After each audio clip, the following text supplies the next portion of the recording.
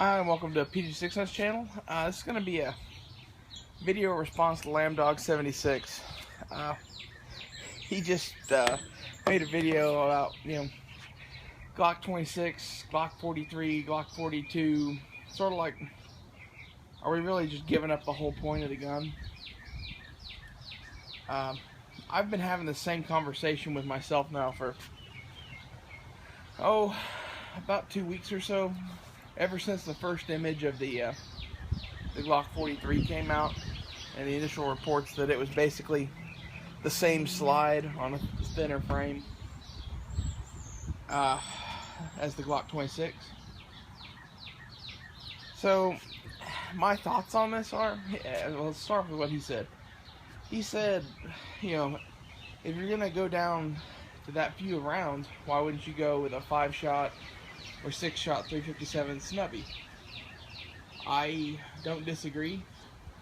A lot of people are like, well, you need 9mm. Well, if you start really going low on rounds, you could have a 357 Magnum or a 45 or some shit like that, a bigger round, and have the same number of rounds. I get that argument. I think the 43 would be a good idea if it was smaller. If it was freaking tiny and basically unshootable, then at least there'd be a point to it. But for the size it is, it's not like you could carry it in any other method that you wouldn't be able to carry the 26 in. In the waistband, maybe it's more comfortable. I kind of doubt that.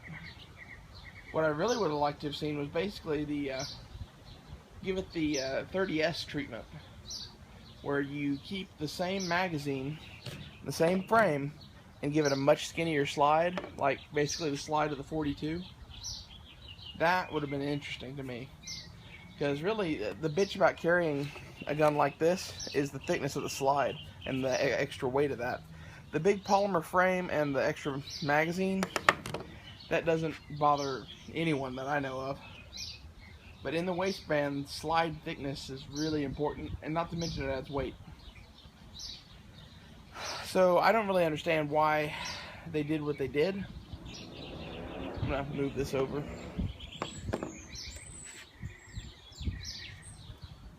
I don't understand really why they did what they did, but to me, as soon as I saw the 43 and saw size comparisons, I went out and bought a Glock 26. Okay, that was my reaction to it. I don't see any point in owning the 43, and I had Glock 43 question mark on my buy list for like a year, ever since the 42 came out. I knew the 43 was going to be a 9mm single stack, same sort of gun. Everybody, I think, knew it as soon as the 42 came out. I was like, okay, they're going to make the 9mm next. And I am one of those that everyone was bitching, the 42 is too big. I got it in hand. I was like, this thing's freaking tiny. It was the perfect size, in my opinion. And if they had made the 42, but 2mm longer overall to account for the 2mm difference in cartridge length, I would have bought one of those. Now, that may be impossible to do. In fact, I would almost bet it's impossible to do. And even if you could do it, it's not going to be very shootable. And Glocks are famous for being, guns you could take a training class with. I get that. But if you had to use your gun, you're only going to put maybe 3 mags through it. If the gun can hold up to that on a fairly regular basis, like, 3 magazine spurts, like, I don't know, a few times in a row every weekend, that's really the issue, is that the gun would probably beat itself to death.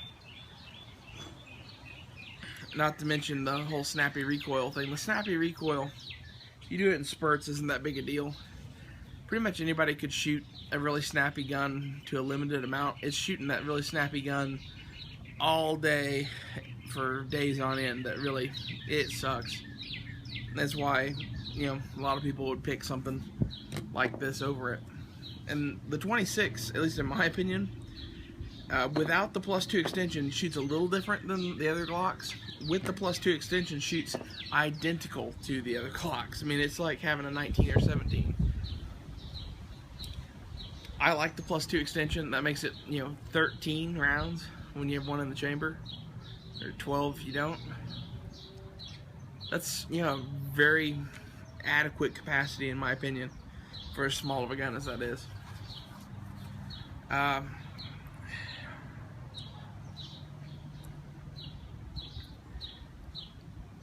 The other thing that kind of killed the 43 in my mind was price.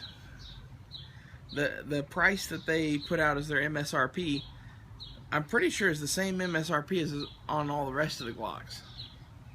Okay, for the 43, it was like, I think they lowered their MSRP down to 500, which means street price like $450. The MSRP on like a 26 is like $650, and MSRP on the 43 is like $650. So you could have any other Glock for what they're charging for one of those. I wouldn't buy a 43. It's just my opinion. I would really like to shoot one before I render my final verdict on it. But I think Glock made the perfect 9mm compact in the 26. It is everything a Glock compact should be, in my opinion. And honestly, if you can't carry this, there's something wrong with you. These things are this is like the easiest gun in the world to carry. Okay? Ever since I sold my last one, I've been kind of like, I shouldn't have done that. And really, if you look at the people who have Glock 26s and Glock 27s, they own that gun for a long time. Occasionally they'll sell it and buy a new one maybe. But if they're serious about the gun, it's a gun they have for the rest of their life, pretty much. And the 43, I honestly think it's probably going to be a fad. That's just my opinion. The 42, I think, actually serves more of a purpose than the 43, because the 42 is a legit pocket gun from Glock. And it's a pocket gun that you could take a training class with, which is very interesting. The 42 shoots like a dream. It's not snappy at all. Of course, it's 380. Okay, fucking 380s. It's hard to make a 380 that's snappy. Kel-Tec manages to do it, but Kel-Tec manages to do a lot of shit that doesn't make sense. Anyway, in short, I'm a big fan of the Glock 26, and as soon as I saw the Glock 43, it just made me go, well, fuck that shit, and go out and buy one of these. And I have to agree that 6 shots is not enough, and if you look at its competition with the Shield, it didn't even match its competition, which is what it was trying to do. The Shield is 7+1 or 8+1, depending on the magazine.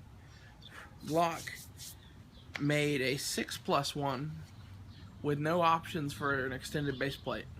They gave it a pinky extension. Well, whip-de-fucking do. Okay, honestly, if this didn't hold 2 rounds, it wouldn't be on there. I like having the pinky extension, but I want to hold ammo too. And they could have made a +2 extension and, made it, a 6+1 flush fit being really tiny and compact, and then gave it an 8+1 extended mag to go with it. And that would have competed very well against the Shield, in my opinion. What they've done so far is stupid. I wouldn't own the thing. If I was going to own a single stack 9mm, I would own the Shield. I really like the Shield, mainly because it's very, very shootable.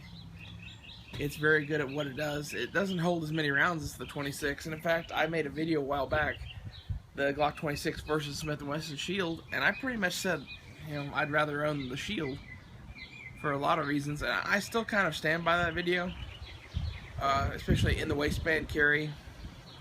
I have to give the edge to the Shield in some ways. But when you step back and look at the overall package of the 26 with the extra rounds and the compatibility with magazines from other Glocks, The 26 is such a better gun.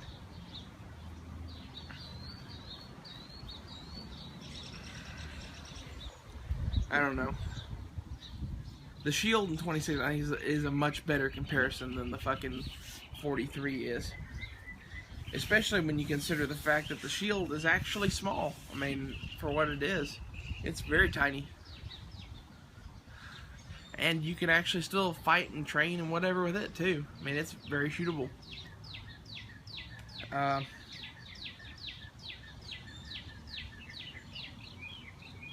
Guess that's the whole main point to this video, is that Glock had the Glock 26 and it was good. Smith & Wesson had the shield and it was good. And then Glock tried to compete with them and made the Glock 43 and kind of made a suckier version of the two of those if they had a baby. It's sort of like if, you know, two really cool people, you know, had a kid and that kid was a dipshit. That's what the Glock 43 is, at least it is to me. I'll see you guys later. Be sure to thumbs up, subscribe, and do all the rest of that bullshit.